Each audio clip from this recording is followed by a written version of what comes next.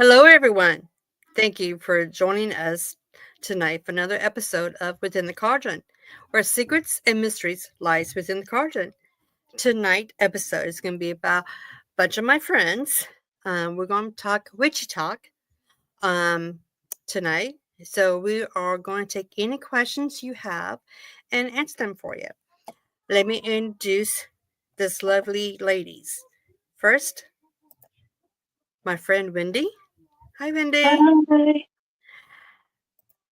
My sister Willow. Merry me. And my other sister Drew,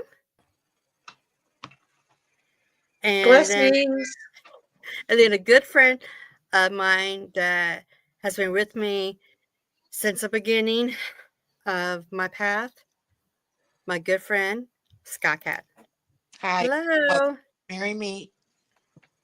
So, who wants to start the first question tonight? Wendy, would you like to? Sure. Let me start us off by asking everyone like how they began their path, what brought them to this path. Do you want me to go first? Who wants to Sure. go first? Okay. So I'm turning 65. And when I was 17, turning 18, I found a Scott Cunningham book. And I read through it and I put it down and I kind of went on my way. And then I found some other books that really got me into the craft per se. Back in 91, I ran across in the town that I was living in a family of Stragas, and they were blood family Stragas. They allowed me to come to the meetings and learn, but there was a lot of stuff I couldn't be there for. But I learned so much from them that it really bounced my knowledge forward. So after that, I practiced and I practiced and I practiced, and I eventually started teaching, which I've been teaching now for over 30 some odd years. I taught Chris and Chrissy. Gosh, that was how I can't remember how long ago that was. Back in '98, I think. Um, and I've been teaching ever since. And I still practice very hard. I don't coven, but I believe practice makes perfect, and we're never perfect, so we keep practicing. I would go next to follow that because, like Scott Cat said, she was one of our first teachers. We dabbled back when we was in late teens. 20s, we was trying to do everything on our own and like, are we doing this right or not? Question yourself, reading the books and stuff. I'm like, okay, this is how you do it. Until we found Scotcat on a chat room called WBS Chat. And we just connected. She's the one that actually started us on the Strega path. And it's just been different uphills, downhills ever since. Um, so yeah, that's about how we got started. Nothing fantastic. Just it's always been with us. We just never open it up until later on in life. So how about you, Sherry? Well, I am what you would class as a natural witch. So I take the solitary and the eclectic side of witchcraft. I do have some beliefs in paganism and some beliefs in Wiccan, but I'm open to all types of spirituality in the craft. I came into the craft through my experiences of seeing spirits and fairies and stuff since I was 5 years old. And I have been educated and taught and learned everything through spirit energy and through nature and things like that. So I'm very, very much dedicated to nature and natural crafting.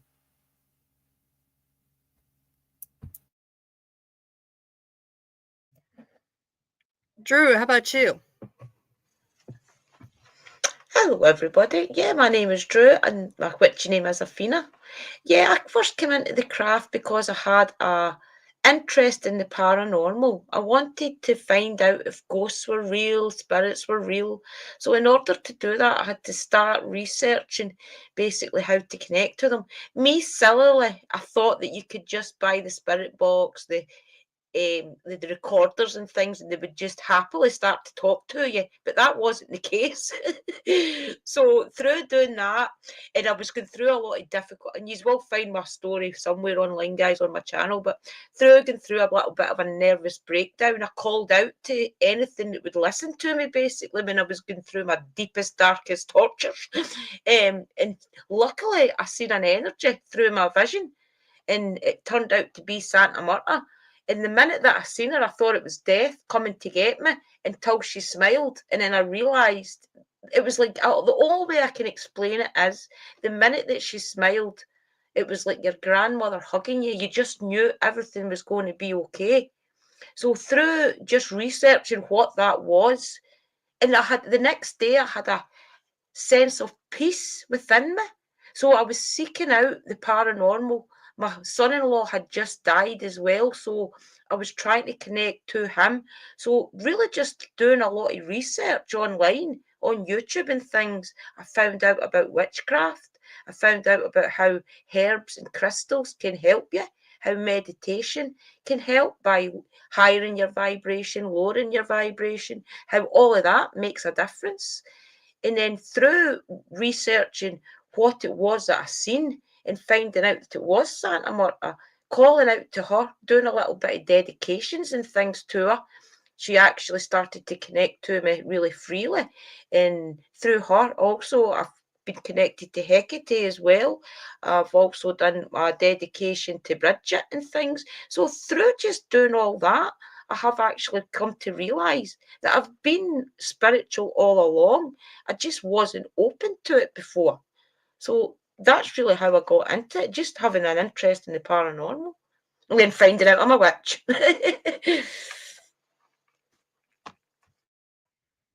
Well, Wendy, that leaves you. I guess it does. Well, it's been a long, strange journey for me, I will tell you. I was in my 20s, and I'm now going to be 65 myself this year. And I was kind of in an abusive relationship, and I just started writing down everything I believed. Then I met a group of spiritualists, and I started telling them, and they actually laughed because I told them that, oh, I have this new thing. Nobody else does this but me. And it was kind of funny because they kind of laughed, and I got insulted, and they pointed to some books. And I think Ed Fitch's, what is it, Magical Well, or I can't remember the exact name of it, was the first book that I read. And I was like, wow. And a good friend of mine connected me to a coven back east in Virginia, and I was in a Anglo-Saxon coven first. I've been in so many different traditions, it would make your head spin, to include Santeria. So, and Strega, and have been a third degree high priestess in an American tradition that celebrates or that honors the Indo-European folk traditions. Right now, I kind of took a sabbatical from coven work, and did a journey. What is that called? A pilgrimage, because I am a priestess of Anmorian. So I went to Ireland and did the whole cave and everything. And then, I just figure when I retire, I can dedicate more time to coven work and stuff again. It's just a lot of work and trying to work and getting older. I just can't do it right now, but been a teacher for a very long time as well. Met Chrissy, and I live in Colorado, met Chrissy while she was out here. We did some work together with Pagan Pride, and that's my story. I am, first of all, I just want to say, off topic, I am so blessed to have a dear friend like Scotcat.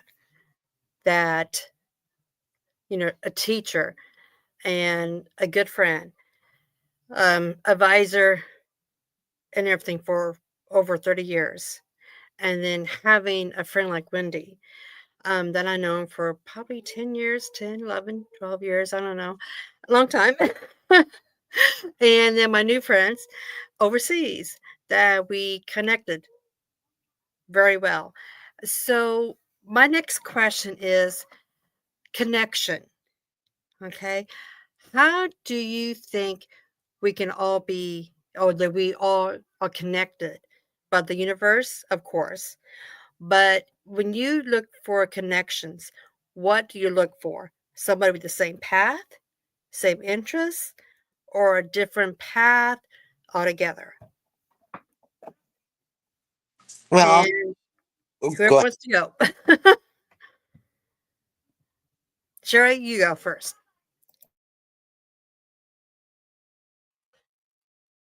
Well, for me, obviously, yeah, it is the universe. I find that my connections is also through Mother Earth, Mother Nature. I'm very connected to them. I find that my spiritual energies I work with are what are my true connections. Um, they are very good at telling me about people to be involved with and people not to be involved in.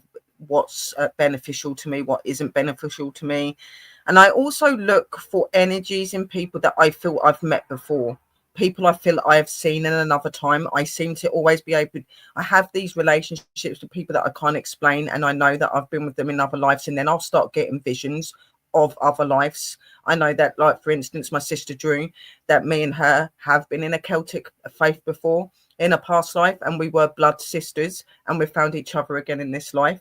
And I found that all through a vision and through card readings and stuff like that, and just talking to the spirits. So for me, it is really about having that connection with someone. I'm not somebody that can just work with anyone. I'm very particular. Not particular in the way that I'm fussy. I'm particular because of my past and the things I've been through, and there's only certain energy that I look for, and a lot of them have to be like me. They have to be spiritual. They have to be connected to the craft. It's really important to me. So that's my ways of connecting and what I think is really important. Over to the next person.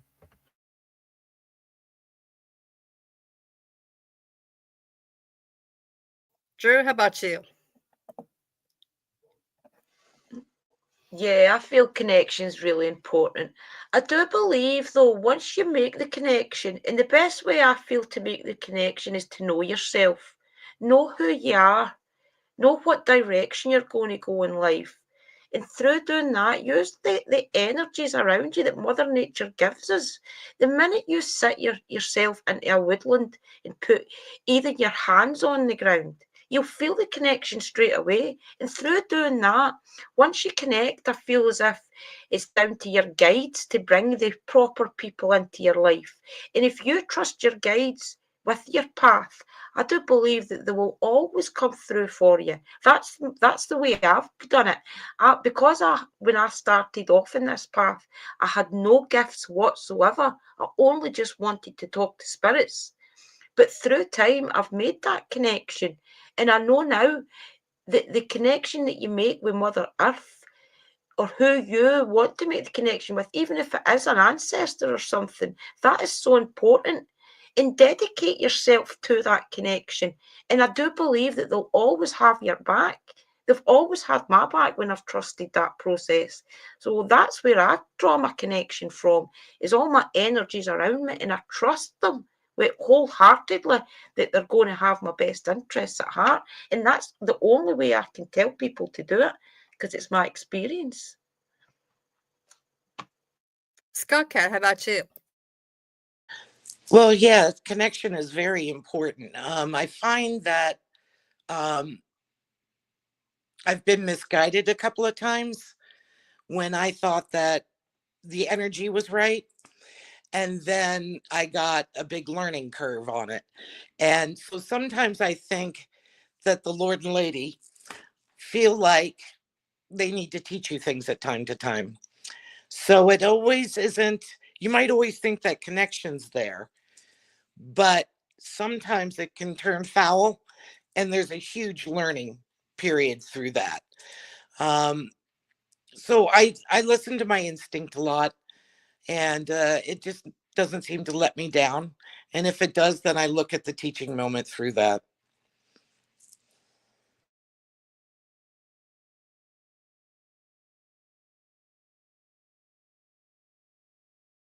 Could I just say just one thing quickly to lovely Scott Cat down there? I don't believe that like the energies ever really guide you in the wrong way. I think that sometimes the energies that bring things to you for a lesson, and so that you can become greater and wiser in yourself. So I don't believe that any situation we go through, whether it's good or bad, is for a wrong reason. It is a lesson. It is a way of teaching and learning us. So I just thought I'd throw that in there. Well, no, that was my point, is that, I found that teaching moment. I found that lesson. So it wasn't so bad. When you've had what you think is a really good friend and you find out they're not a good friend, and you're hurt and you're feeling bad about yourself and whatnot, I always go for that teaching moment. And that doesn't let me down. Wendy, I think we're back to you on your answer. Okay, well, of course, connection is really important, and there are many ways to connect. I mean, we're connecting right now, and I've had a chance to meet some very lovely people. I connect through, going out to, what do they call it? Sometimes they called moots, and sometimes they're called, gatherings, festivals. I've connected through what used to be Witch Box a long time ago. Many, many different ways of connecting with people. I think that people can be with you for a reason, for a season, or they can be there for a very long time. And yes, you can have people that you are very close to, and then those people can go away out of your life, and it can be traumatic, but you can learn a lot from it. I listen to my guides, I meditate, um I talk to the goddess that I work with on a regular basis.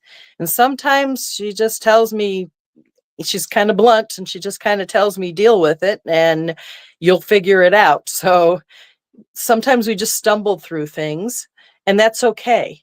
There are a lot of lessons in life. I think life is just one big lesson, and many lives are many lessons. So connection is important, and I'm always willing to connect. Um, and I agree that sometimes there are people that I can't work with, and I can't even tell you why. It's just the energy is not there, and it's nothing. I try to be kind, and but I just kind of walk away from those situations. I guess that's how I feel about it, is you can be with somebody for a reason, for a season, or for a lifetime.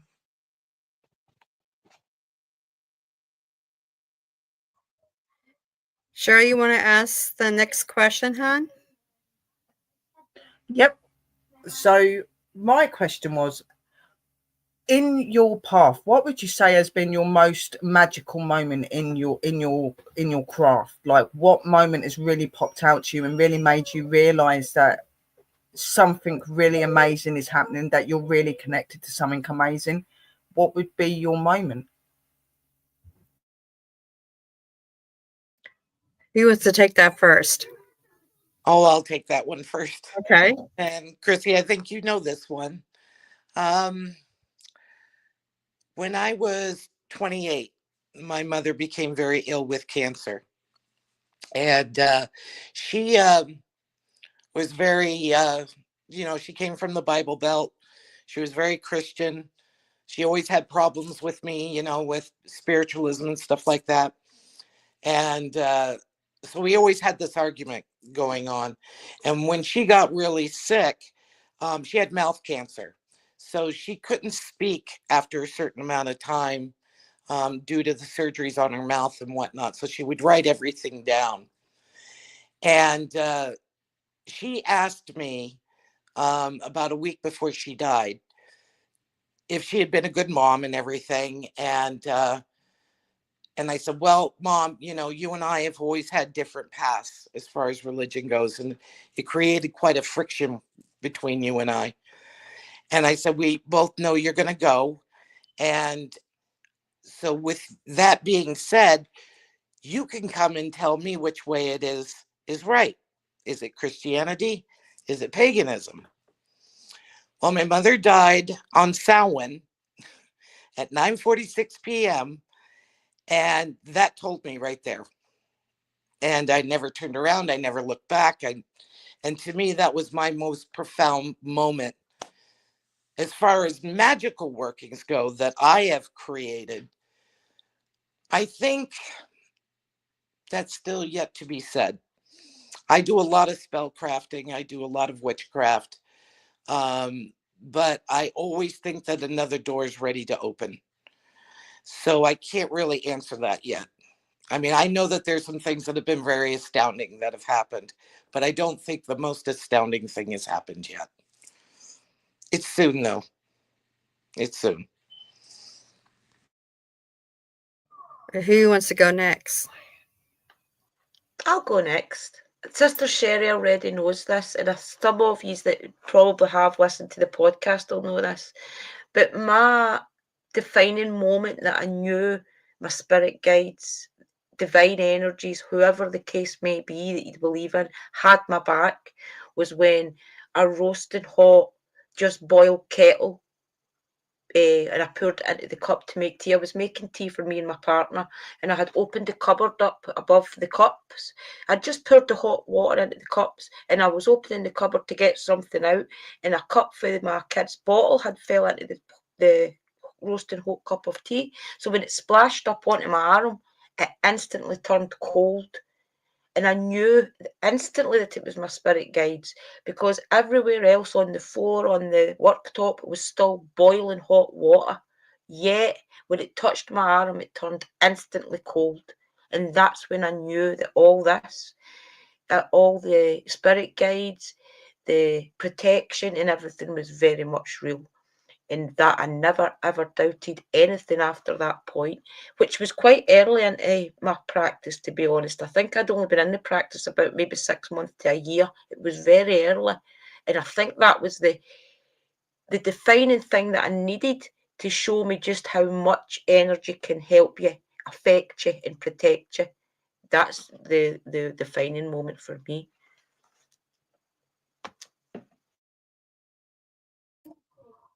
I guess I go next. So there's been a lot. Almost every year, something kind of reaffirms my faith and everything.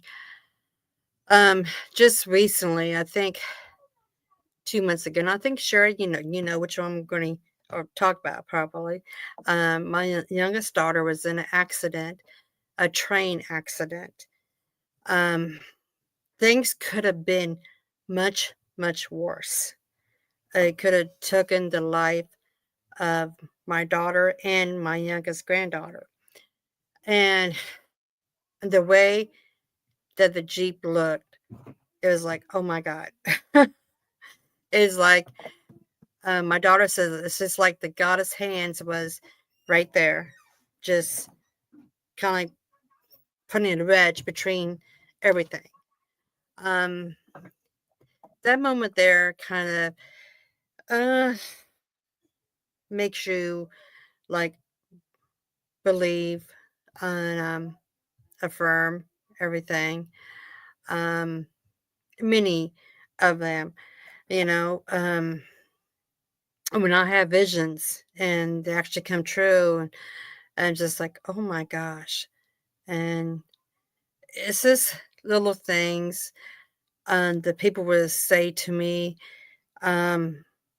like before the past or so. It's like I don't know them that well, but it's like they want to hold on to me to almost bless them, to say it's okay to go. So I mean, there's a lot of moments there, but I can't really pick just one.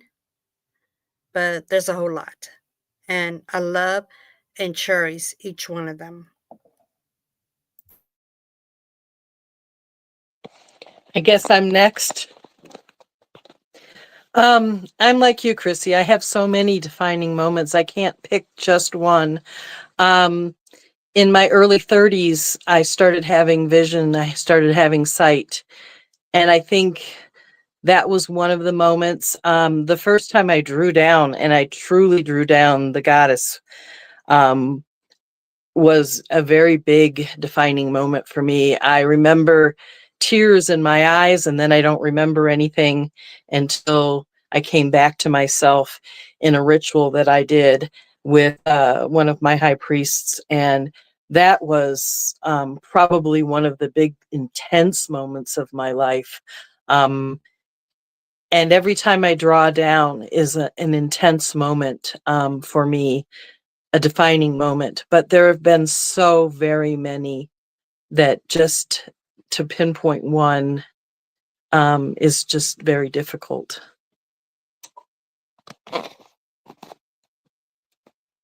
And obviously for me, I'm pretty much the same. I've had quite a few experiences. I think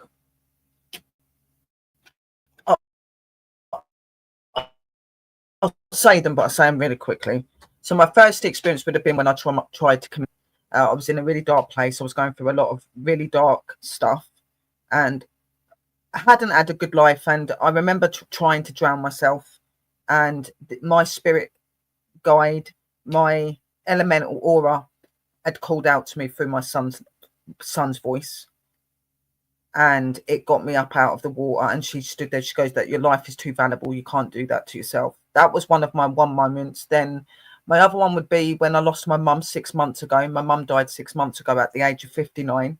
I was caring for her and stuff. I become lost, but somehow the energy and the power in me continued. I stayed positive. I kept her happy for those last 6 months of her life, and I confided in them so much because I was breaking, and they kept me strong, and they got me through that. And recently, my son has just turned 17, and I was over with him on this day, and he was going out for his first driving lesson. Now, something in me just did not feel right about him going out in this driving lesson. So me, like the mum that I am, I started praying and praying and praying.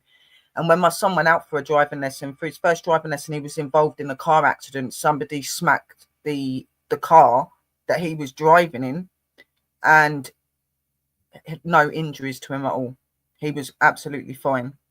And that's my other moment, because I just knew that something wasn't right. Something felt off, and I was like, please be with him, like protect him. Something, I just don't feel something's right. And they most definitely protected him that day. It was truly amazing. And there's been more moments, but I'd be sitting here all night telling you, so I'll just tell you those three.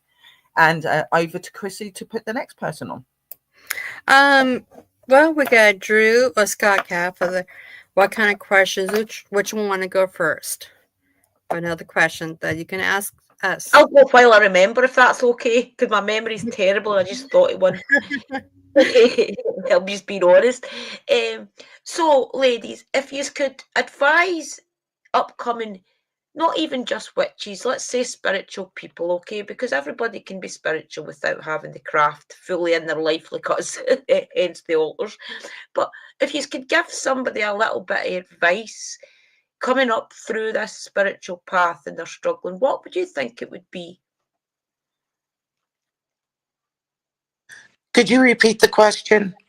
So basically my question is, for upcoming spiritual people, what would you advise them, knowing what we all know? What could you advise them so they get the best connection, the best time out their experience, let's say?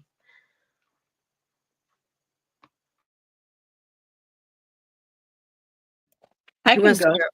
Okay. I advise people to look at everything, not just one path, but open yourself up to many paths, because there are so many paths out there. And learn as much as you can about everything, and then find whatever you connect with, then just stay with that. You can find teachers, you can do it on your own, but look at everything because there's so much out there. So much. That's mine. Who wants to go next? I'll go next if you want. Sure.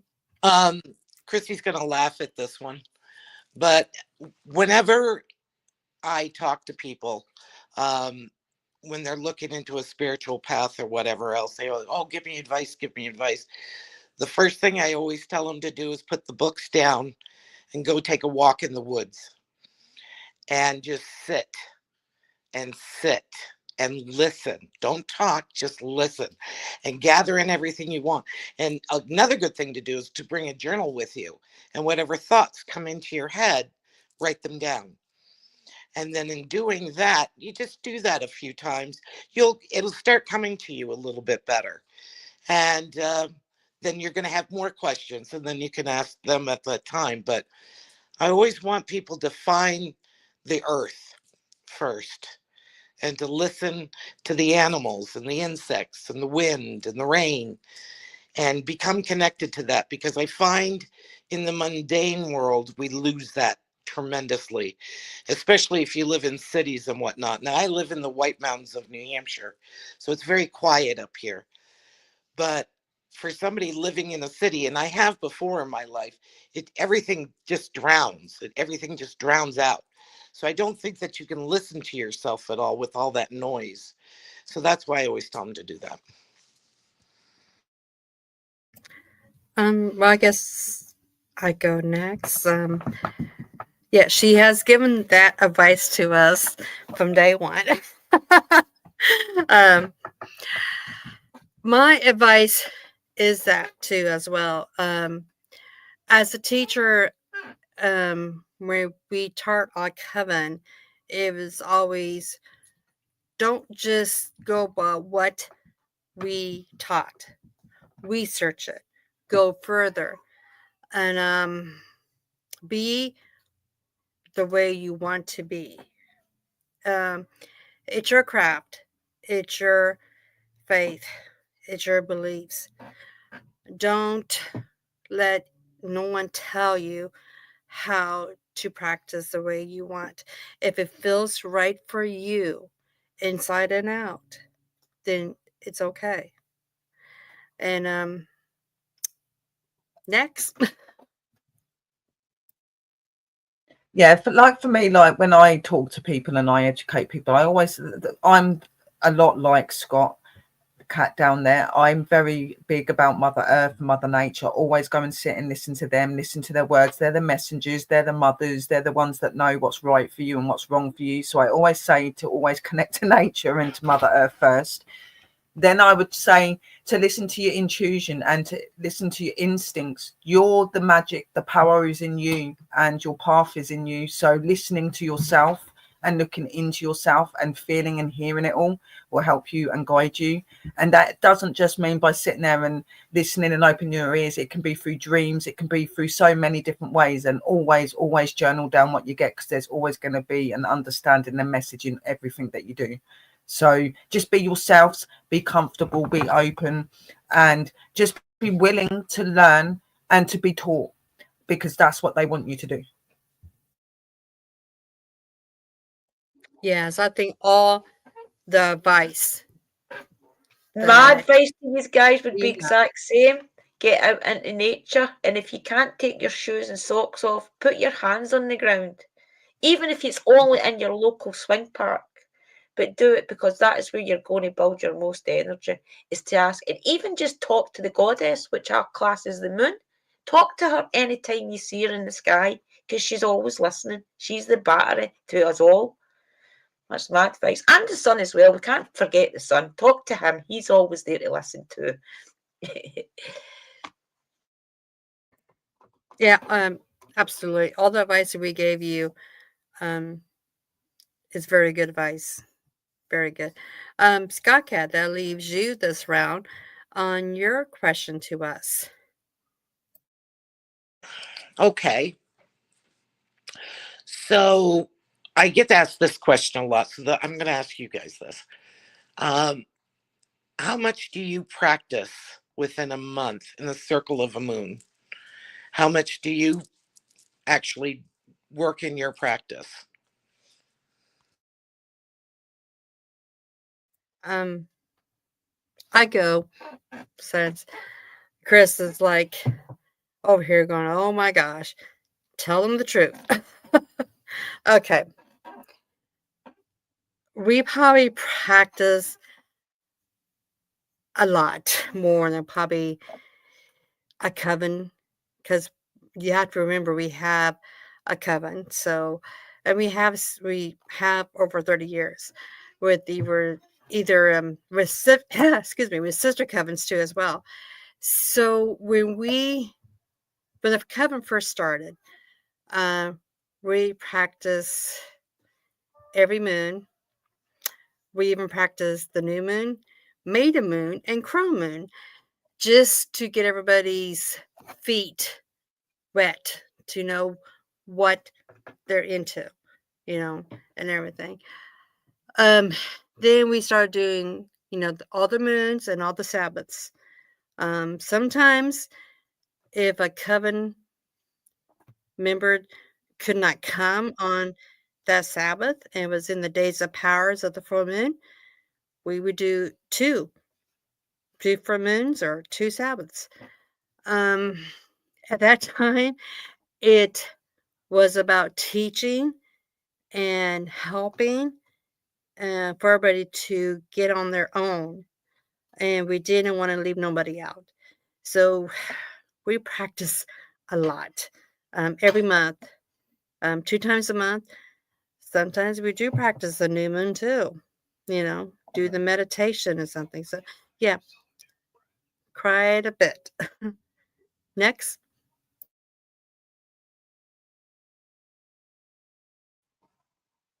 Well, for me, to be honest, I'm quite dedicated to my craft and stuff like that. So I will do like every moon that is possible. I'll even actually do the energy through the sun and stuff as well. So I do a lot of practices. I don't just work with the moon. I do the practices with the sun. Every day I will get up and do ritual and do opening to my deities, to my energies. I do it every day of my life, every single day, even if it's only 5 minutes to talk to them and stuff. But my full moons, my Sabbaths and that to me are really important. That is a time to show love and dedication to your deities. It's also a time to manifest energy for yourself and for others. So I find that really important. So the Sabbaths and all of the moons to me are really important. And anybody in the witchcraft knows that on certain moons and certain times of that year, magic is more powerful. So that's why I use the elements all the time, because there's power in all moon phases as far as I'm concerned, and in every Sabbath and in everyday life if you got that love and that passion. So that's mine. Me, guys, I'm a great believer in just talking to the goddess when the time you see her in the sky. I work till 10 o'clock at night, so I love that walk home from my work until my home, because it's only like a 2-minute walk. But where I walk, I can see the goddess in the sky, and that is my powerful connection. I always speak to the goddess every single night. When I can, I light up a full altar to dedicate myself to her. But most of the time, I'll just do every affirmation in the morning. I'll say my thank yous every morning. When I wake up, I will say my thank yous before I go to sleep. I try and always light an altar up every day. Sometimes if I've not got the time to sit with a candle, I'll light it up quickly. Or sometimes I've even seen me just light my lighter just for that flame. And it's only just to put the power out to the energies to say thank you. Welcome them into your life. Or every day try and do something is my advice, because that's what I do. If I can't light an altar up or a candle up, even just saying it into yourself is just as powerful. That connection is within you, so you don't have to go as far as lighting altars and things up, full rituals, full dedications every day. As long as you're paying homage every morning and every night. And it can be just as easily as saying, thank you, Goddess, for the power that you instill in me every day in life. Things like that. That connection is what they're looking for. So that's what I do, guys. I do a full altar when I can. Every season, I try and change my altar up. But yeah, because if I started working, I'm not as good as I used to be in lighting full altars up every day. But I do speak to the goddess every day in life. I guess that leaves me. Practice. I think I walk my path every day. I leave offerings, I say prayers every single day. Sometimes more than once a day, sometimes not, just depends on how I feel. I do work the Esbits and I do work the Sabbats. I used to do a lot more community wise for the Sabbats, but I have not been involved in that in a little while. Sometimes it's just doing, it doesn't even have to involve casting circle. It's just doing folk traditions and bringing those folk traditions into my home. For Bealtana, it was just hanging the scarf on the or not in Bealtana, for Imolc, it was just hanging the scarf for Bridget on my door. A cloth so that she could bless it as she passed, and then that cloth could be used. It's used for healing. So if you have a headache, you dip your cloth into some water, or you just lay it on a part of your body that's injured, and it helps heal. So I try to, even if I don't have a group of people to practice with, I try to do some of the folk traditions, some of the things that I have brought into my life,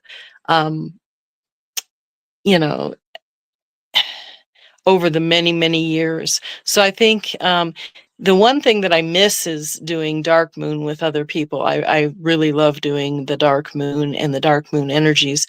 And I really regret not doing that as much as I used to. I do magic almost every single day. But I do have a period of time that I don't work magic in as well, for my tradition. So if it's, as long as it's in that period, I do what's called a year spell, and that kind of falls along with that. So I think I practice every single day, in some way, some form. And that's how I do. That's how I work it. Yeah, I'm kind of like that. I do things all throughout the day and push out healing and things. So I think that we're always and we're working, guys. That's the way I see it. Is we're always working. We're always pushing out something to somebody. See, I do a lot of kitchen witchery, so there isn't a meal that leaves my kitchen without some type of spell in it. And so I do practice every single day. We just had a blood moon eclipse here, and that was incredible. So putting tools out, moon water out, etc., and just bathing yourself in the moon is really fantastic to do. But I do Espits and Sabbats, but I don't coven. So it's a solitary type thing. Unless I have a student that wants to do something, then I'm all for it. But yeah, every day, every day. Yeah, it's when you when you come to your faith, it's 24/7 for me. Morning, noon, and night. Get up, affirmations, devotions. Afternoon, my husband and I try to take out an hour or two, doing something crafty, whether it's reading, meditating, meditation mostly, he says. At nighttime, same thing. We do something. So yeah, it is a 24/7 path that you can be on if you want to. Not everybody does 24/7. I know that, but it doesn't take much to do at least 30 minutes a day for doing something. Who wants the next question? Would be Wendy. Do you want to say a question? I've been trying to think of a question, and I think I've come up with one. Do you feel that you are polytheistic or duotheistic in your beliefs?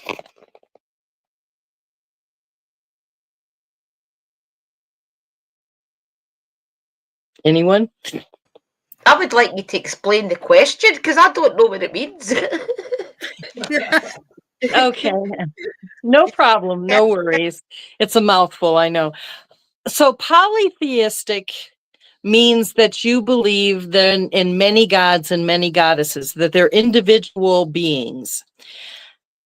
Duotheistic is sort of like you believe all goddesses are one goddess, or all of them are one with many different names, and all gods are one god but with many different names. So do you feel that there are individual beings, or do you think they're all the same goddess but called by different names, or the same gods called by different I names? definitely feel as if they're all individual, for sure. Feel as if there's many gods, there's many goddesses, there's many energies as well. That is not just a god and goddesses. You've got your angels and things as well. So yeah, I do feel that there's many, many, and I do feel that sometimes you can work with many as well. I don't think that you have to be in one practice at all. I think that you can have many practices as long as you keep them separate.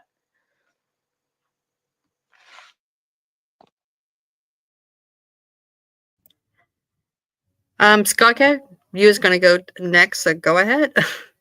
Okay. I come with a pantheist type of view where there is one god and one goddess. However, with that being said, I believe that a lot of goddesses have aspects of other goddesses. So, depending upon what you're calling in for energy,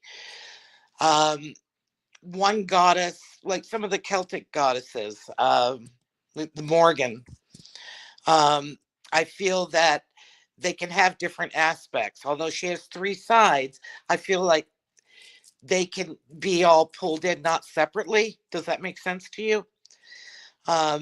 So I don't think that polytheism is my route. I think it's more of a pantheistic type of route. I guess I go. Um, you know, I have to say polytheist because I have like two beliefs on this, like God and goddess. I like to make sure there's a God and goddess for each ritual that I do. Um, we have worship, like Diana, Hecate, Morgan.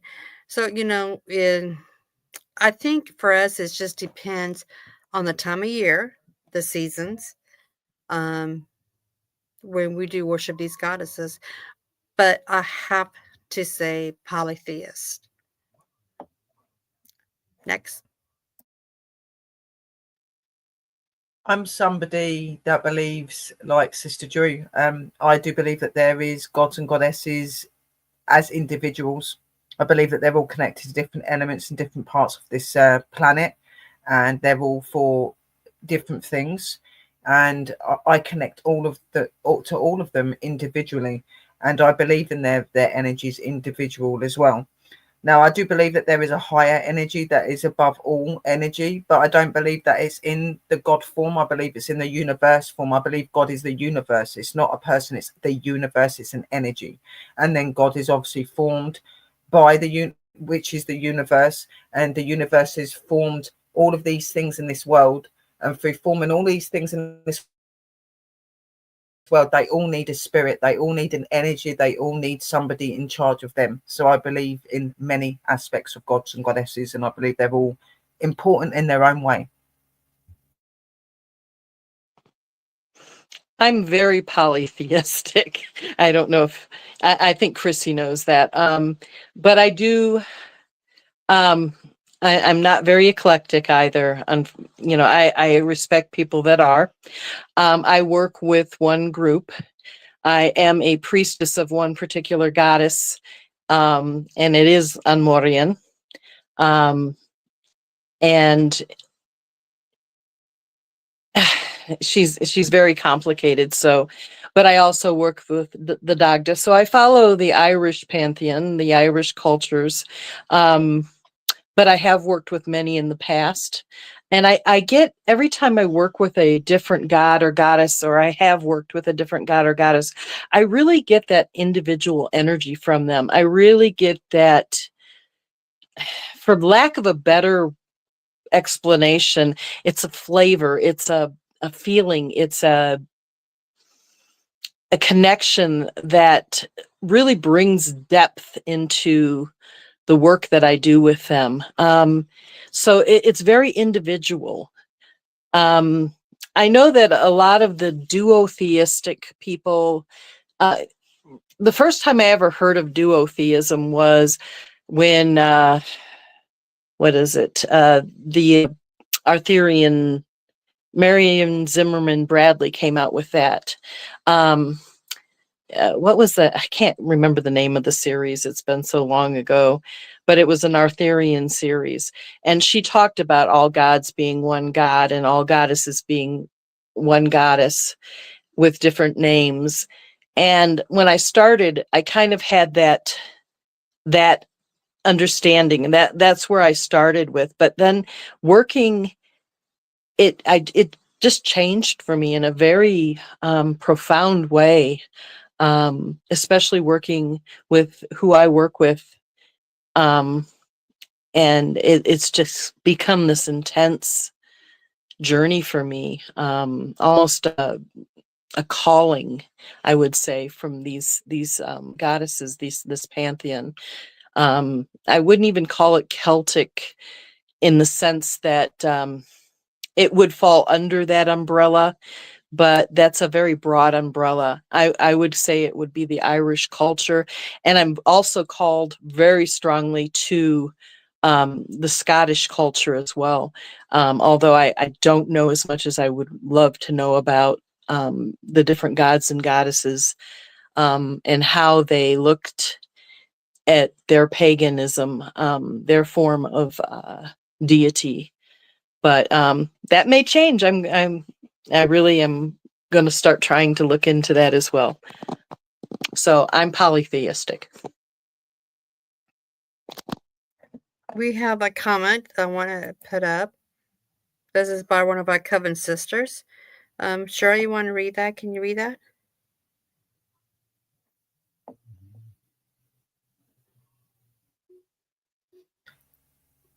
I'm polytheistic, but when working solo, usually address the god and goddess in general. This is mainly because I haven't felt drawn to any specific deity yet. And, and that's okay. You know, of course she is a student of one of our sister covens, so I'm sure the Nico probably taught her that too as well. But yeah, just because let's say if I worship Diana, I don't expect none of my students to worship Diana unless they want to. When we dedicate and initiate, we do in their path who they want. Which kind of leads us to the next question. For dedications and initiations, do you guys actually believe that they should be or not? And I would go to Scotcat for the I knew you were going to pick me. Let's see, how many of those have I done with you? I truly believe in dedications and initiations for one profound reason. When somebody goes through that, it becomes very powerful. And it isn't just that, you're looking at a book and it says to do yada, yada, yada, and you do that and you put the book down and think you've gone somewhere. I think that when you tell yourself and a high priestess or a high priest together, whichever, when you go through a full dedication or initiation, it, the rising of the energy and the knowledge that comes in and just the ceremonial just puts it up there so much that, you know, it becomes profound in your life. It means something. And so I'm a big proponent on that. I am. Can I jump in here real quick? Yes, you can. All right. I agree. I agree like 100%. I agree that dedications and initiations are very profound. And I believe that you can be dedicated into more than one tradition and initiated into more than one tradition. However, I think there is an opening. While I believe you can be dedicated, you can self-dedicate. And there's where I may differ from somebody. I do not believe you can be self-initiated. I believe that initiation opens you up in such a way, it's almost like a rebirth. You see things very differently after that. It gives you so much when you are initiated. It really does. And the way you're initiated can be very profound. There are so many different ways and through so many different traditions. So people will have different experiences, but I think what I've found is that I have never heard anybody who has had an initiation ever come out and say, that was just yeah, it was cool. They've always said, wow, I've never experienced anything like that. And especially when you've gone through it with a coven. I don't know how to put it into words any more than that. I believe that dedications have a time limit on them. You know, you can be dedicated. Well, not really, but you can carry that dedication on. And dedication is kind of learning of whether or not you want to have initiation. But initiation is a rebirth. It is being brought into a spiritual path in a very divine way, if that makes sense.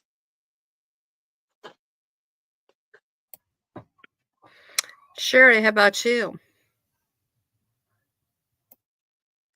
I agree. I think that dedication is very important, but I don't think that dedication is just important to the craft itself. It's also important to the energies that you work with as well. I dedicate fully to my fairies, to my angels, to my dragons. All of the energies I work with, I always have. I always dedicate myself every day to just being a witch, being who I am, and showing my love and honor. And I've also been initiated. I remember having a goblet and bread and having a cloth put around my hand and prayers and things done over me. And you do spiritually open and you just feel this power that comes through you and this energy that it makes you almost feel like you're like in the air, you're floating. And when you come back down, you're so much more open. I've always been open since I was a kid, but I become even more open. You're profound to so much more that they give to you. You feel everything that they give to you. I think that dedication and initiation as well it plays a lot on us as well. If we back away from our craft, if we back away from doing things that we do for too long periods of time, it starts to affect us because we are soul bound to them. That is pretty much what you're doing as an initiation. You're soul bounding yourself to the energies and the practice that you love. So yeah, I think it's very important, and I think it's something you should. Obviously, the initiation you can't do every day, but the dedication most definitely needs to be a daily thing. Yeah. Can I add one more thing? When it comes to initiation, like I said, I don't coven. The only people that I do initiation for or help with dedications, either or, are my students. because I know where they're at. I know where their energy is. I would never initiate somebody into the craft. I don't know what their knowledge is, or what their feeling is, or how their energy is. So I just wanted to put that out there because I don't coven. So a lot of times initiation is just looked at with coven work, and it doesn't have to be. So I just wanted to throw that out there.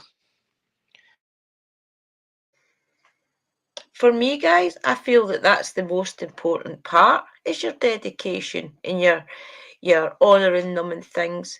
For me right now, if I didn't have that dedication and that honour that I've already done for them and dedicated myself to them, right now, because I'm so busy working things and I've not got the time to do the full altars, the full dedications that I would normally do every day, that weighs with them. They know how busy I am right now, and they also know that I'm doing my best. So that connection that I've already built up, because I have done the honourings to them, I have dedicated myself to Bridget and things. Hecate is my main deity. That's the one that I work with every day. That's the one that I call out to when I need workings and things done, when I need healing and things done. So that if I didn't have that dedication in that already knowing that they've got my back and things, I wouldn't be in the craft at all. So that dedication that you show them when you initially start to know who they are, you know their history, you know what they do offer you and what they do, because some of the goddesses are for all different reasons. Persephone gets things done fast because she's the deity of horses and things, for example. If you want something done really quick, work with her. But they've all got all their own different personalities that you dedicate to and also work with. So if you didn't have that, times like this that I'm going through where I can't do as much as I really would like to do, it pulls weight with them, you know. So yeah, definitely the connection is most important, in the dedications and things that you do every day. You're saying thank yous, you're everything like that. The saying thank you and being appreciative is the most connection that's important, I feel. Always just showing that you appreciate that connection, you appreciate what they do for you that you don't see, is so important, I feel. And yeah, definitely try and do it every day if you can.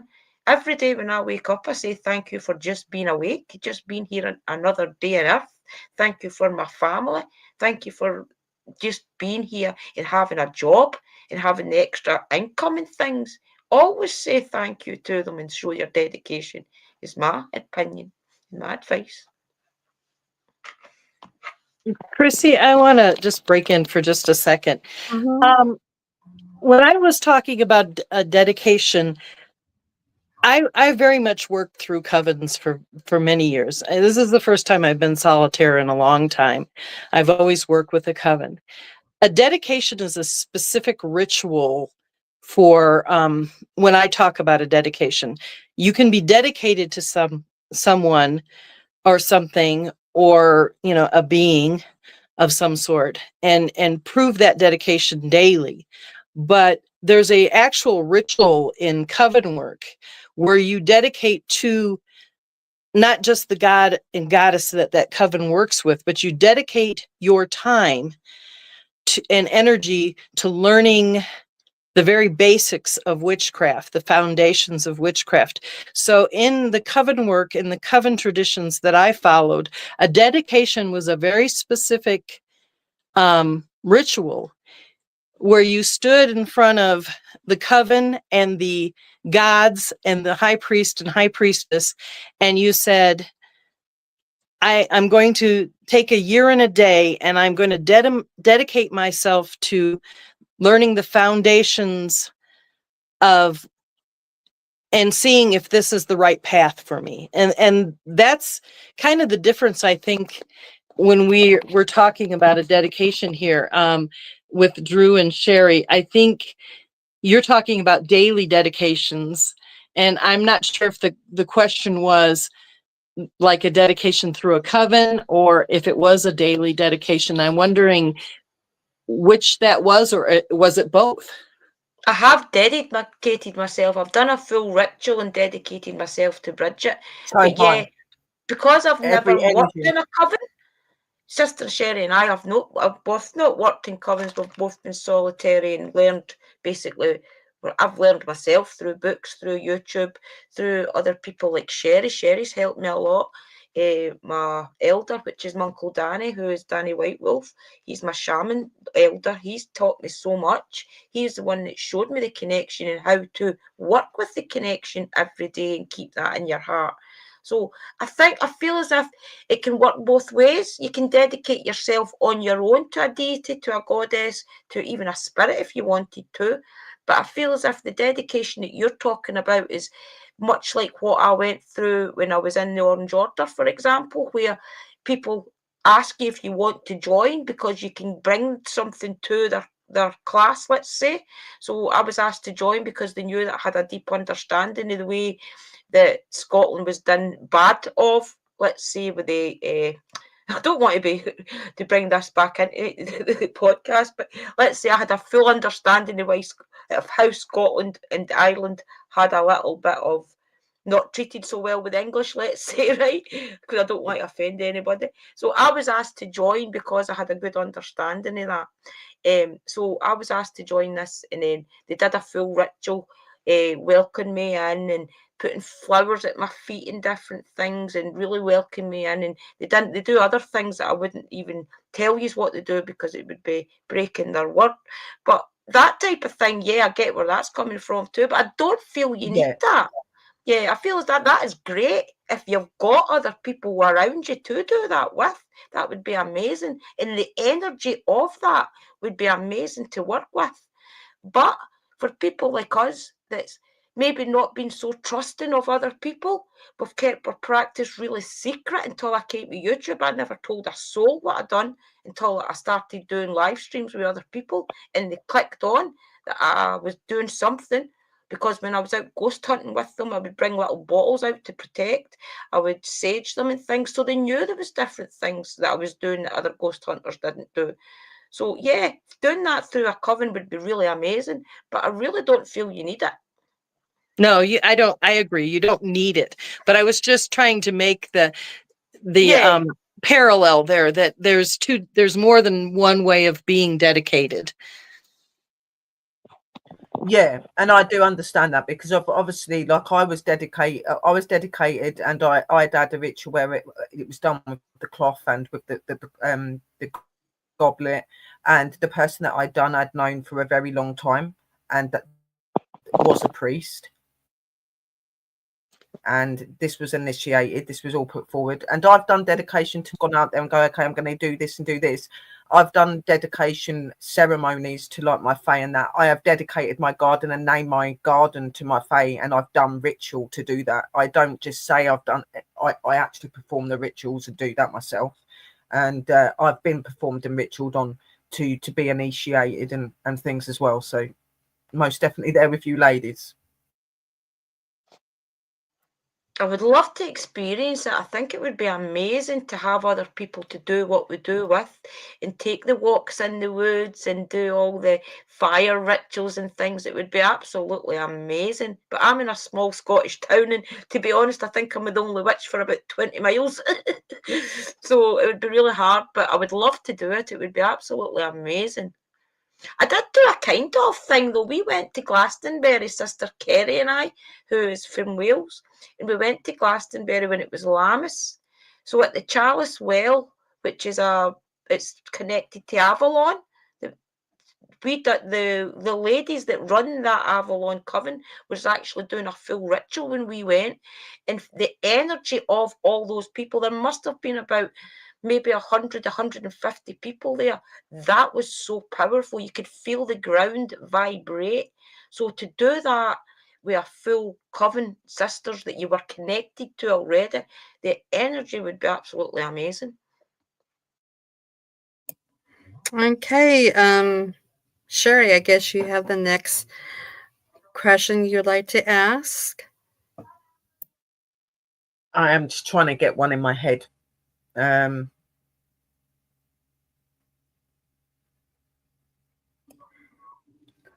My head is blank at the minute. It's all these questions that's and okay. answering them. I've still got them Anyone- playing with me as well. anybody- So. Anybody wants to take the next question? I will. Okay, go Uh, for it. Do you all keep a book of shadows or grimoire? And do you see the difference between a grimoire and a book of shadows, or do you find them both the same?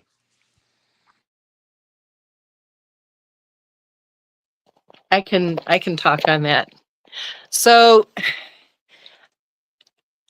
it's kind of a little bit of semantics there with grimoires and Book of Shadows. I think it just depends on your magical path, whether you call it a grimoire or a Book of Shadows. Now, I break it down even to more than that. I have a Book of Shadows and a Book of Light.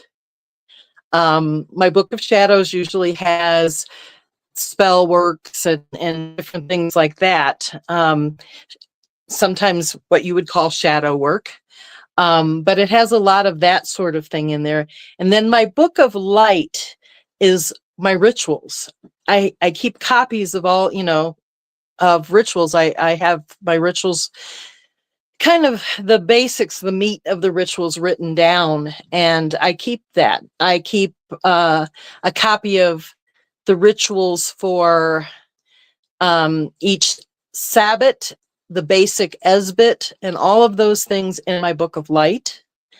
In my Book of Shadows, however, I keep my rituals for initiations and my dedications in my Book of Shadows, because that is an inner or deep working, per se, and very much based on some individual things. I can't really get into the depth of it, because I do have, in the tradition that I follow, there are some things that aren't, spoken out about, because that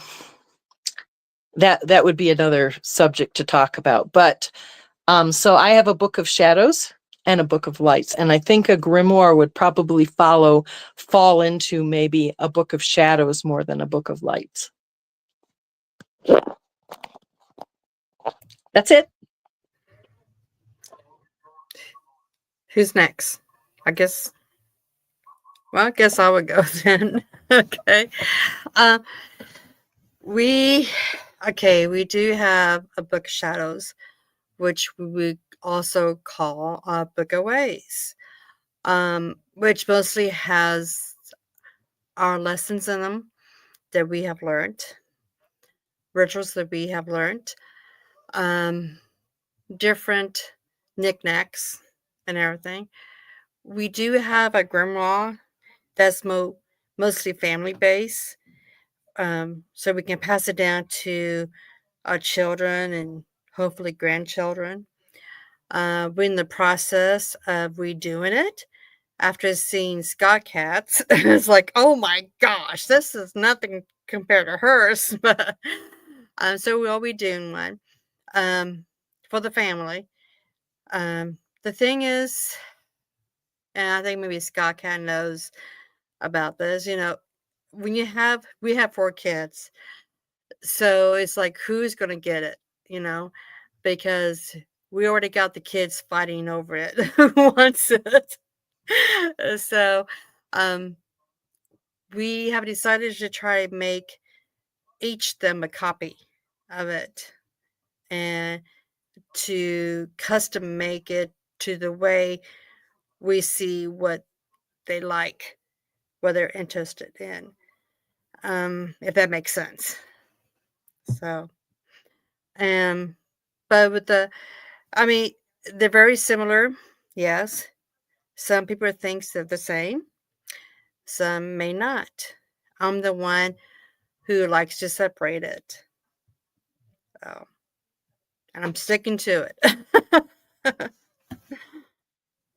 The reason why I asked this question is because I feel that a grimoire is a teaching tool, where I feel that a Book of Shadows is something more personal. Do you mind if I show them my grimoire real quick? That is up to you. It's your book. She said your grandma. So you guys will But drool over this. Yes, show us, show us. All right. It's kind of dark in here, so hold on. But it's very, I don't know if you can see it, but it's very thick. It's 792 pages. I don't know if you can see it. Can you? Here, let me turn on a light. See if you can see it a little bit better that way. Yeah, you have to show them how big it is. Well, that's my hand. Can you see it? Yep. Okay, so that's my hand. So it's 1, 2, 3.5 hands down. 786 pages. Wow. Yeah. After It's after got we my saw whole this, workings in there. yeah, after we saw this last year, we went to the East Coast to visit her too, and she showed us, and it was just like, damn, she ain't got, we ain't got nothing over on her at all. Which we came home and we discussed it that maybe we should make one like that, similar like that. I mean, it's not going to be like hers, no, but and make it for our family. Yeah, it took me 1.5 years and I'm still not done yet. So Mine's is half the size of yours, I think. And my book of shadows is really just things I put in it that's worked, especially when I first started. It was things that I found really useful and things. And then I've got loads of other little books that I've got things in it that I want to try and do, like spells and different things. But I've got many journals where I write down everything. So yeah, I think it's important to have, definitely. And like Chrissy, I would love to pass them on to my family when I'm no longer here. Maybe my grandson, because he shows an interest in what I do. So yeah, it's really interesting. I think you've got to have it. It's especially to look back on and have an understanding of how things worked, you know. For me, I have a shadow book and I have a grimoire. I believe that they're two separate things. I believe that obviously, like your shadow book is the one where you put all of your personal prayers, the family traditional prayers, anything that's dedicated to certain energies and is secret to you in those energies. And then your grimoire, yeah, is more like your educational sort of book, but I also do put all of my prayers and my ceremonial prayer in and stuff into my grimoire as well, because I think that's really important to be in that side, because I like to keep the spell and the secret side away from the the education and the other aspects that I've just said to you about. So because obviously they're all different, you're not going to use a spell to talk to a god or a goddess. You might use it to call upon a goddess or a god to do something, but it's different. You need to have your spell, your prayers and stuff that you would initially call out to them with and cast your circles. And I believe that your grimoire is that sort of book. It's where you would have your education, but it's also where you would put your ceremonial stuff, when because I do cast circles and I think it's very important. So yeah, I think they're both individual and they've both got their own energy, but they're both as important as each other.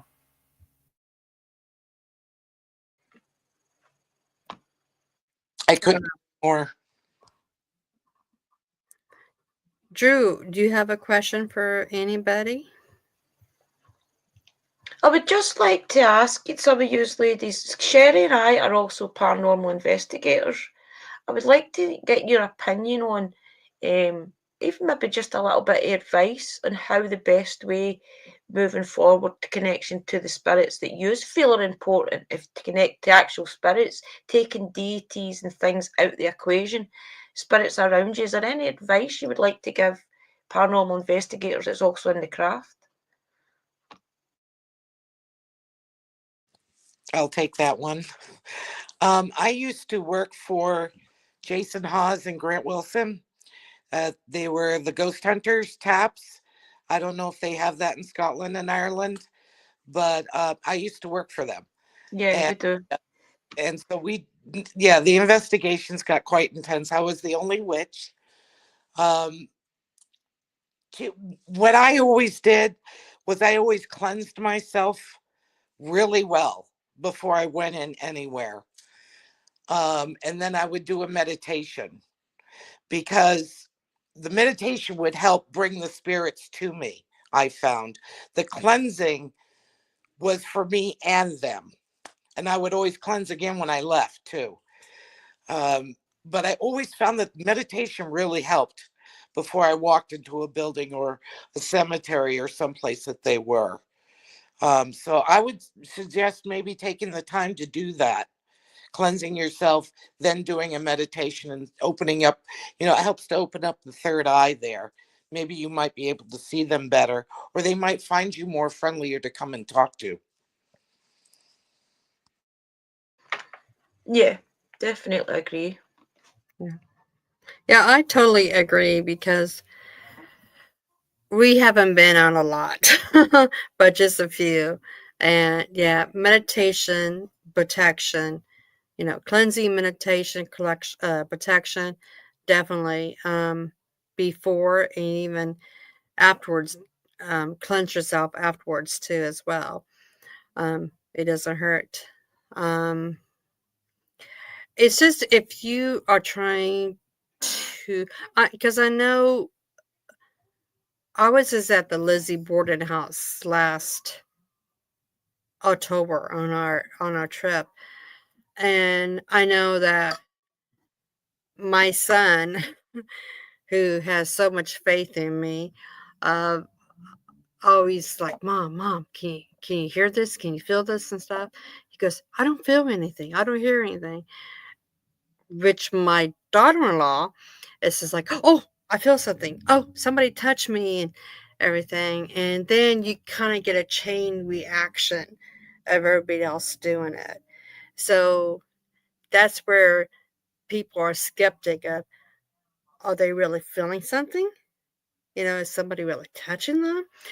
Or is it in their head? And when we went downstairs in the basement, they had like a seance room you can go in, and other rooms. And the guide took us to this guide took us to the seance room, and he didn't really do a seance. He just talked to the spirits, and you have the spirit box and everything. And wasn't really getting much. I know my daughter-in-law's daughter got touched, and you can see somebody pulling her hair because she's right next to me. So she went up to my son. They went to the next room with the guide. I stayed behind. The reason I stayed behind, because something was telling me to stay behind with the spirit box. And I didn't really for sure what to say, because I'm not an investigator or anything. I was just saying, hey, how you guys doing? And so what's been happening? And plain as day, I have a man's voice that says, you're a witch. I go, yep. Well, you release us. We want to go. We want to leave. And I'm just like, did you say that? And I'm like, I really, I don't think I'm supposed to release you.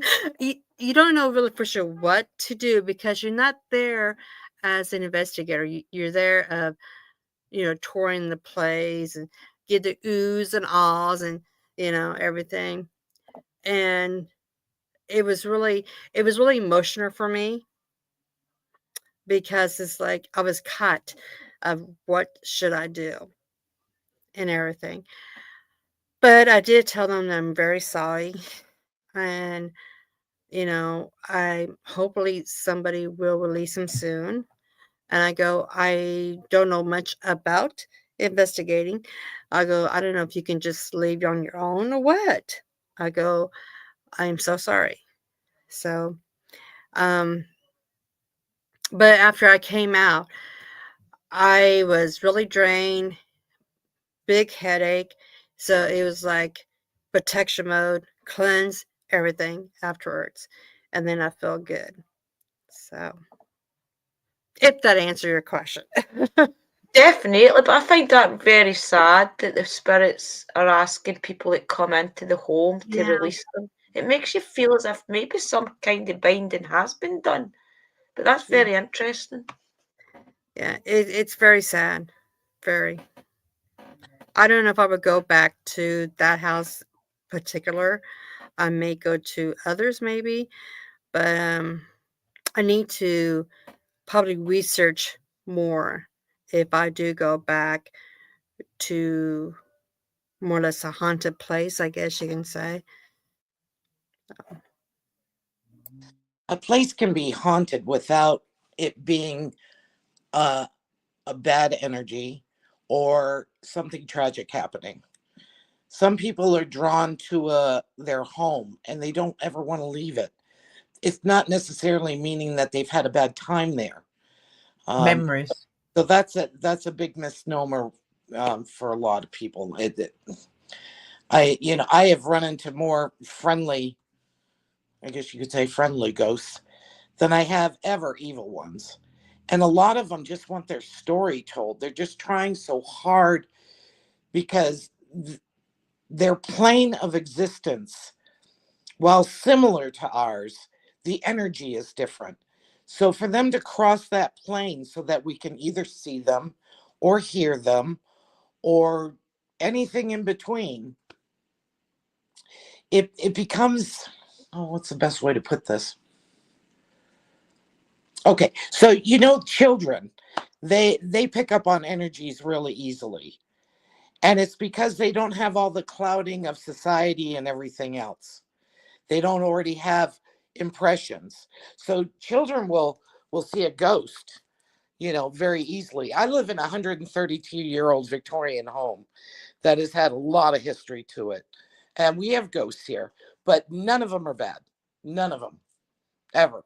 None of them have been bad. And you see them every once in a while, and they kind of go in and out of the plane. It's like they want to talk to you, but their energy can't stay the same for that length of time. So you think that you're going to get in touch with them, and then you don't. It's not always them. Sometimes it's just the energy just isn't moving right. So keep trying it in that respect as well. Yeah, I found that's why you've got to higher your vibration and lower your vibration, because when I first started in all of this, that was my goal, was to talk to the spirits. And every research I done brought me straight back to meditation and learning how to lower my vibration to speak to certain energies and raising my vibration as well. So yeah, it makes sense. Yeah. For me, like like raising your energy, meditation most definitely is very important in communicating with the spirit, and it also keeps you protected and safe as well, and it keeps them protected and safe. So cleansing and blessing before you go, when you come back, ritual baths, anything like that will help you to be protected, but also help you to open. Another thing that I always say as well, especially if you're coming into this paranormal field, patience and time. It takes time for them to communicate with you. They're in a different realm from you. Even though they're here, they're in a different energy. So sometimes it can take longer for them to communicate with you and to gain their energy to do so. So patience is really key as well if you're going to be wanting to communicate with them, because you might not get anything straight away. And just making sure that you look into materials and things that you can get that can specifically help you. So like taking things like crystals and stuff. Crystal is a natural energy. Some crystals have the beneficial side of them where they can actually connect you to energy and help you to open to energy as well. So even looking into tools and things that you can use and use safely. So that's my advice to you. Another thing too is be careful what you ask. So many times people will ask the wrong thing, and it turns them off. So when you're talking to us, I want to hear your story. I've heard of this history. Could you set me right on it? Things like that. Make it positive, positive, positive, not negative. Because you know what? When I go, if somebody wants to talk to me and it's all negative, I ain't going to talk to them.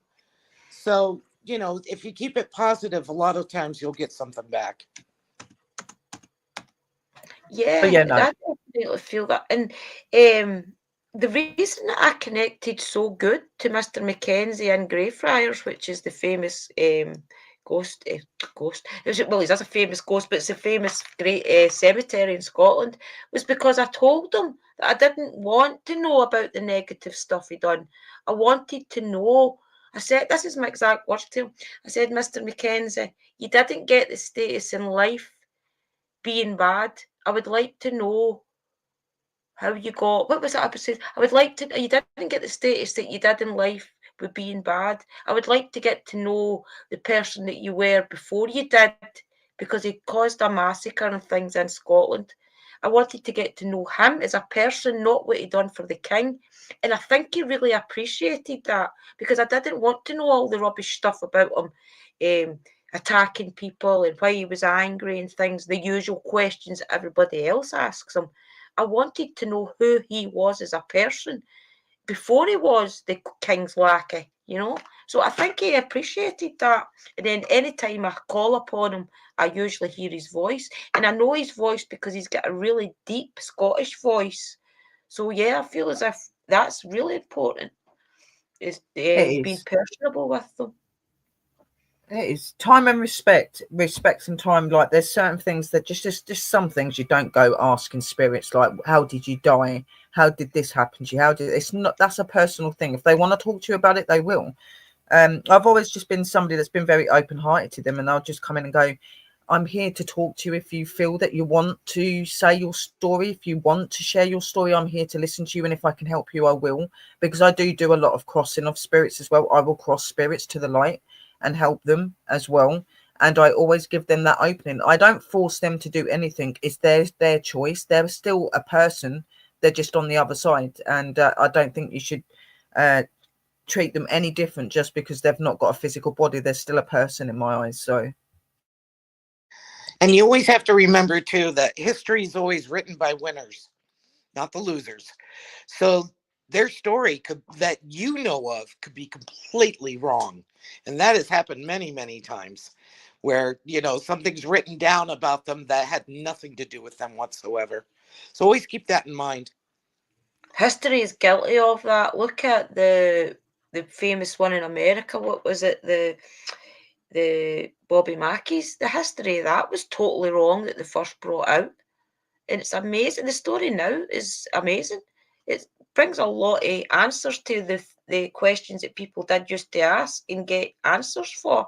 It was a totally wrong history. Wendy, you're quiet. What do you what kind of advice would you give?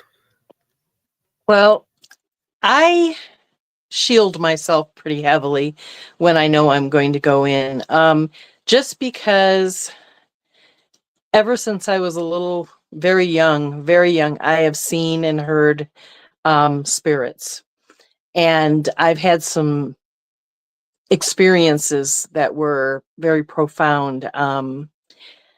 I also saw spirit leaving bodies as well when I was younger, and I was discouraged from that, and I pushed myself away from doing that as well.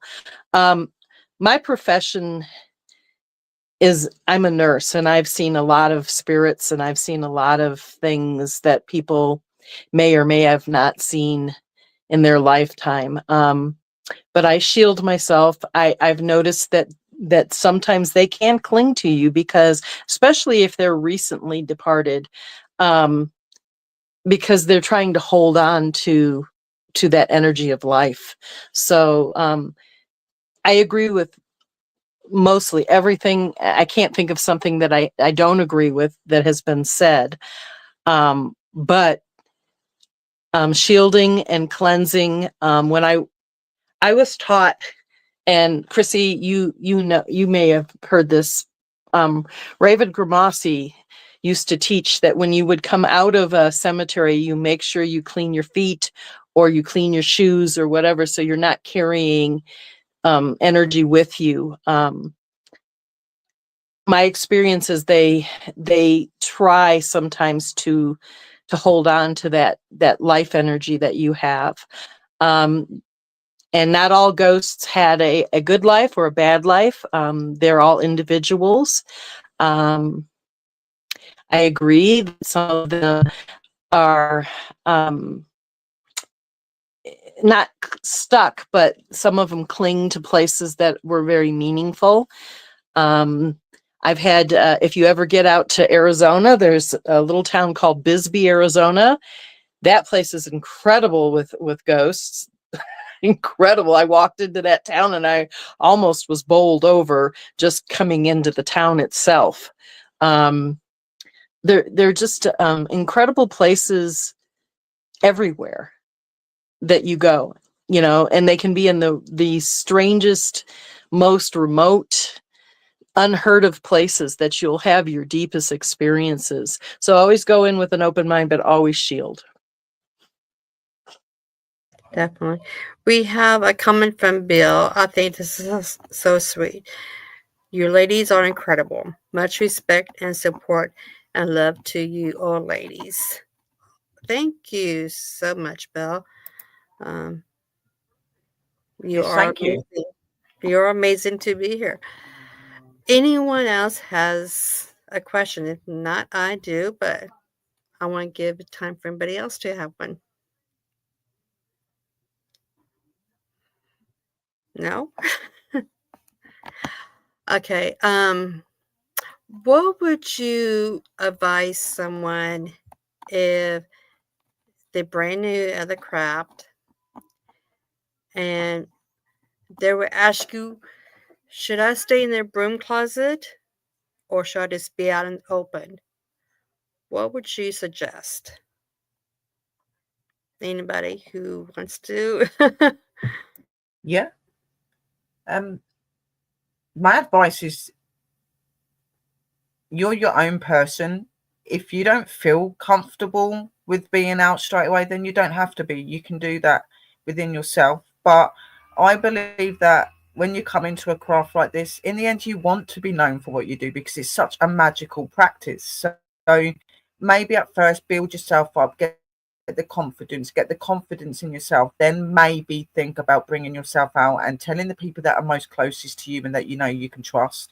Because I do understand that in some places telling somebody that you're a witch or something can be a really bad thing and they don't accept stuff like that, you know, because of religion, faith, things like that. So it really depends on your situation. If you know it's going to cause a problem, then keep it to yourself. You can do it secretly and still be just as dedicated as any of us. But if you've got that option to be able to be open, if you've got that option to be able to soar in your magic and in the love for your magic and your craft, then by all means let it out, because it's such a powerful and beautiful thing to be part of if you allow it in that way. So in my, you know, there's two ways. It really depends on your situation more than anything.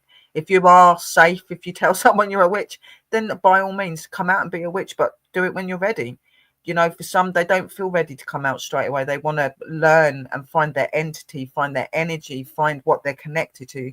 Once they feel confidence, then they're like, yeah, I want to share this with people. And do that if you can. If you can't, still be a witch, still be proud, and you can find communities and things like this where you can come and be part of people like you, so you're not on your own. And that's my advice to you. Anybody else wants to add on to that, or? Sure. Um, I stayed in the closet for a long time, mostly due to um, ex-husbands and children, custody issues, etc. So I stayed in the closet for a long time. When I really started teaching on the internet and stuff, I finally said, screw this. You know, I'm in my 60s, etc., etc. I need to just say it. So I don't hide it from anybody anymore. I've got it tattooed on me about being pagan. That and my clan McPherson. And I just I walk the walk and talk the talk now. However, you have to know it's a good time for you. It isn't an either or. It's got to be what's right for you at the moment. Only you are walking through that path. Only you are the person with your family and friends. I don't think it's ever a good thing for any teacher or another pagan to say, oh, you ought to be out or you ought to stay in the closet. I think it's totally up to you because only you know when it's good for you. I'm going to add a little piece onto that because everything that I agree with everything that's been said. The only other piece that I would add into there is sometimes you have to be cautious when you are employed in certain fields. I have worked with patients, I've worked in hospitals, I've worked in nursing homes, I've worked all over the place. I've worked for the federal government as a nurse. And I've worked as a private duty nurse. And there are times that I really could not come, and share with anybody what my belief systems were because I could lose a job. If they found out I wasn't Christian or I wasn't this or that, the fact that I'm pagan and I'm a witch really would affect my job. So I would say that there are times it is appropriate to kind of stay in that closet because, it could cost you your employment. But I have been out for the community and my family and friends for a very, very long time as a witch. I just am very cautious when it comes to my profession on who I will allow to know what my beliefs are. That's it. Well, for And me, as the same with Wendy, I agree with everything everybody says. Honestly, I couldn't say it better myself. for me, okay, so I really, I really wasn't in the broom closet, only around my in-laws in a way. Um, I was proud. Um, really didn't care, I guess. It has gotten me in some hot water, I will admit. So be cautious. I was always in a kind of like a quality person or HR person, healthcare. So to me, I was always like behind where nobody really could see me or anything like that. Um, everybody knew. My lunch crew that I talked to, the lunch ladies that I sat down, talked about everything. They would always ask me something. It can hurt you though. Yes, I definitely do agree. I know we had a business one time. My husband warned me not to bring out that pagan side, witchy side. And of course, I'm a woman. How many women listens to their husbands? Not many, probably. And yeah, I'm just like, it's my business. If they want to judge, let them judge. I put out the pinnacles, the tarot cards, everything, and that was when we had the whole town against us, I guess you can say, which was kind of like a fight that we had to go through. That I hate to say it, but I just gave in the towel. I was like, okay, fine, whatever. I'll do something else. There's online services too. But I never was really in the broom closet. If I had to do it all over again, I'll probably still be the same stupid person that would say, nope, I'm not going in that broom closet. I even got a tattoo now that I've had for about probably 4 or 5 years. And so I'm just me. I figure I'm at the age now, I'll be 60 this year. I'm at the age where love me, you love me. If you hate me, hate me. I don't care. I got my family, I got my friends. I don't need nobody else except for the goddess. and I already have her too. So that's just how I feel about it. But yes, if you're like in nursing, a doctor, yeah, please just kind of do what you think is good for you. That's all I can say. I will say something. I didn't have when I met my partner. I wasn't a witch, and throughout that time, I've became a witch. Also, I'm in my own hometown that I was brought up in, so a lot of people knew didn't used to be a witch. And because I do work in the local shop, it is quite positive because people will get me to pick their scratch cards, and I swear 9 out of 10 times they win. But when I pick my own scratch cards, I don't win. So that's definitely the goddess's power. But most people are actually now quite positive about it.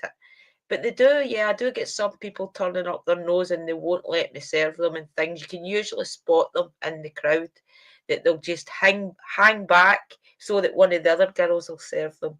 But overall, I've found it really positive. Yeah. Oh, I think we have maybe time for one more question, everybody. So, who wants to ask? Anybody? How about this? And this will make it rather quick. You don't have to go into great detail. What's your favorite divination tool? Ooh. Well, I guess I go first. It should be really easy, but it's not. I have quite a few. Um, of course, tarot is always, my favorite. Though, the pendulum is quick and easy. I really like that a lot. Um, I do also like the dice that I do because my grandmother taught me the dice, and I also have a divination coin that I'm using more of, but that's usually just yes and no. So I think it just depends what I want to know the answer to. But I would have to say probably the pendulum.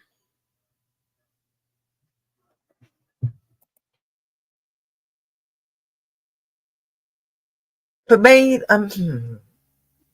yeah, like I think my favourite ways of communication is obviously my card readings. But if I was to turn around and say what is my favourite tool, then it's myself. I like myself. I like the tool that I am. I like the information and the advice and the things that I can give to others, which is what's been gifted to me by the divine. So myself is my favourite tool. But if I had to choose above that, then it would be my cards and my pendulum.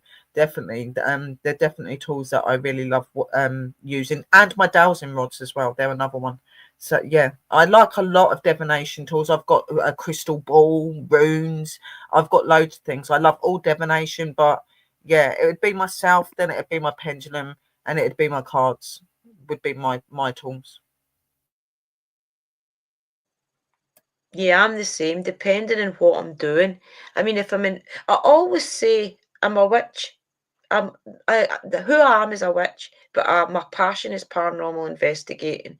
So if I'm in my witchy mode, then definitely my cards and my pendulum.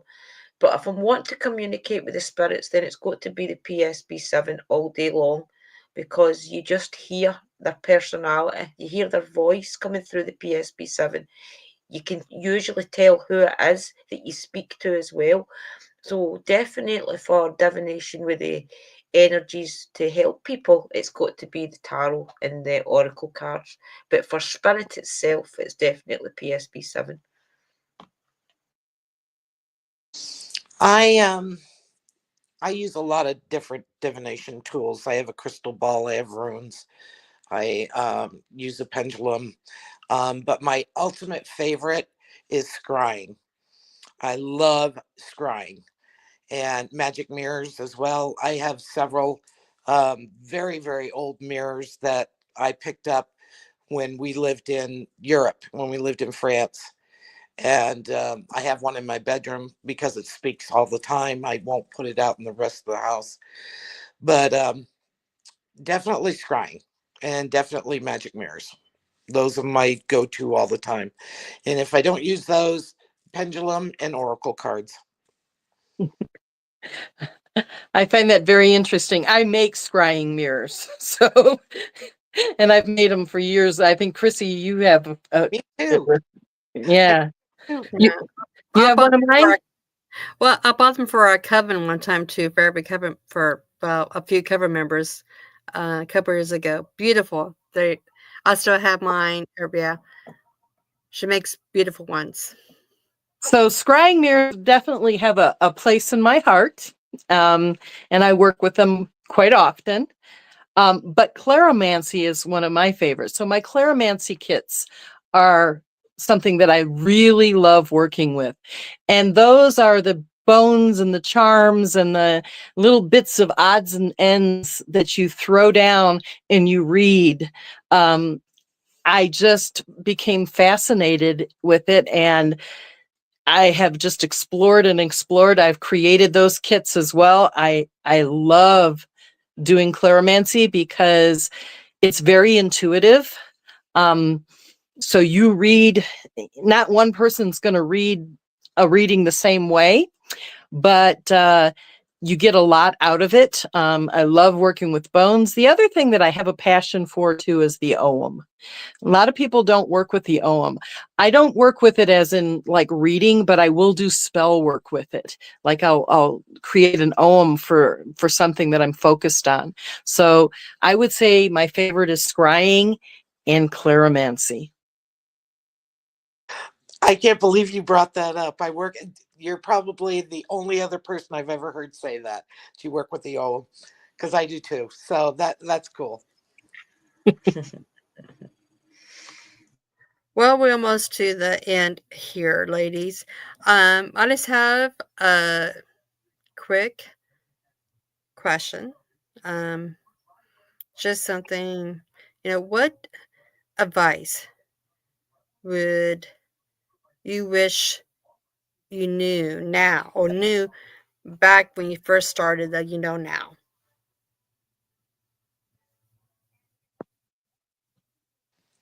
Intention, intention, intention. When I first started out, I didn't realize how powerful intention could be. I know now, but 47 years ago, I didn't know. I'm going to add to that. Don't make open-ended contracts with deity. Yeah, I would definitely say that. Let me think. Finding the right energy to work with you and your personality is important, because you don't want to pick a deity or something that's got more expectations than you can live up to. Some of the deities and the goddesses are quite demanding. So definitely don't pick somebody that is really high maintenance, I don't want to call out any deities because the few of them might be listening. So don't work with anybody that's high maintenance. Try and work with somebody that's an easy going, especially to start with. That's my advice as well. Yeah, pick somebody easy. For me, definitely the intention and words. All of that is a powerful connection and is the thing that makes all things happen. If you don't have the intentions and you don't have the words, even if it's inside you, then nothing is going to happen.